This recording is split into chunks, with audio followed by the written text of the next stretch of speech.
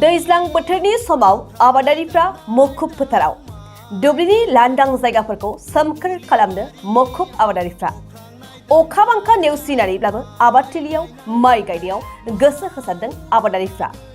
नोंगौ बाक्सा जिल्लानि भुटान हादरनि साखाथियाव थानाय आमबारिनि रायजो राजाफ्रा आबादथिलियाव लैहोर लैहोर ओंखारबोनायखौ नुनो मोन्दों। बोसोरफ्रोमबो आबाद मावनाय बायदिनो देग्लाय बोसोरावबो आबाद फोथाराव ज'-ज'यै ओंखारनानै आबाद मावनो फोथाराव ओंखारबोदों। बर', नेपाली, आदिबासी आरो असमिया रावबो हारिखौ बासियालासिनो गासैबो आबादारिफ्रानो ज' लोगो नांनानै आबाद मावनायखौ नुनो मोन्दों।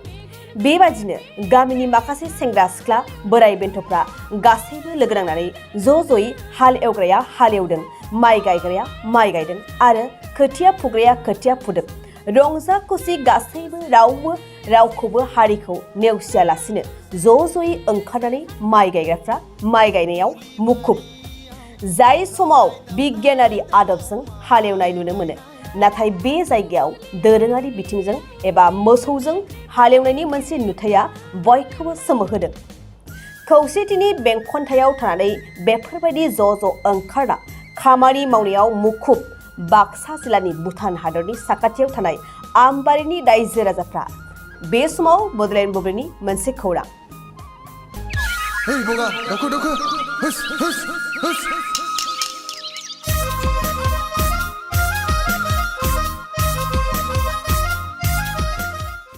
কিবা চাউলকাৰা পুবামাৰী গাঁৱৰ আমাৰ সমাজ আমি ইয়াত টোটেল 90 ঘৰ আছোঁ আৰু আমি আজি 70-80 জনী মহিলা ইয়াত ওলাই আহিছোঁ শাওণ মাহত এই ৰুবৰ কাৰণে ভুই ৰুবৰ কাৰণে।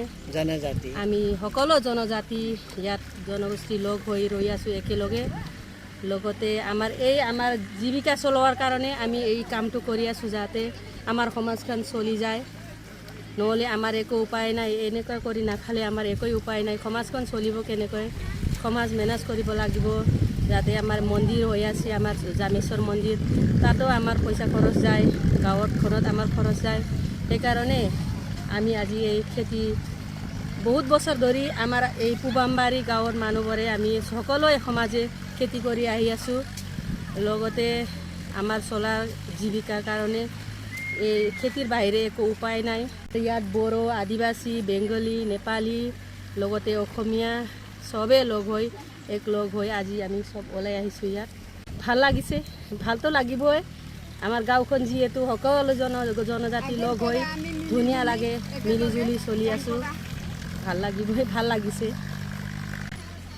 অসমৰ ৰাইজক এতিয়া কি আহ্বান জনাম, আমি ইয়াত আমাৰ জীৱিকাটো সেইটোৱে কৈছোঁৱে, মই আগতো সেইটোৱে আমাৰ চলোৱাৰ কাৰণে একো উপায় নাই। যিহেতু আমাৰ এতিয়া 16 বিঘা মাটি আছে আমাৰ ইয়াত। 2023-24 सोलोंथाइ बोसोरनि थाखाय गोदान मुं थिसननाय लानानै फैदों डन बस्क' डिग्री कलेज साफागुरिया। देग्लायनिफ्राय डन बस्क' डिग्री कलेज साफागुरियाव बेचलर अफ आर्ट्स एबा BA नि सेथि सेमिस्टारनि गोदानै मुं थिसननाया दायो सोलिगासिनो दं। चिरां जिल्लानि साफागुरियाव थानाय डन बस्क' डिग्री कलेजआ देग्लायनिफ्राय BA थाखोनि सेथि सेमिस्टारनि थाखाय गोदानै एडमिशन लानायजों लोगोसे बड', इक'नमिक्स, इंलिश, एडुकेशन, हिस्टरी आरो पलिटिकल साइन्स आयदानि थाखाय BA अनार्सनिबो खाबु दं। गोग्गो सोलोंथाइनि थासारिजों लोगोसेयैनो डन बस्क' डिग्री कलेज साफागुरियाव आलादायै हौवा हिन्जावनि थाखाय हस्टेलनि खाबुबो दं। जुदि फरायसाफोरा डन बस्क' डिग्री कलेज साफागुरियाव BA सेथि सेमिस्टारनि थाखाय गोदानै एडमिशन लानायनि सायाव आबुं बाथ्राखौ मिन्थिनोब्ला नैबे मबाइल नम्बर 9365519559 आव थोंजों सुला लानो हागोन।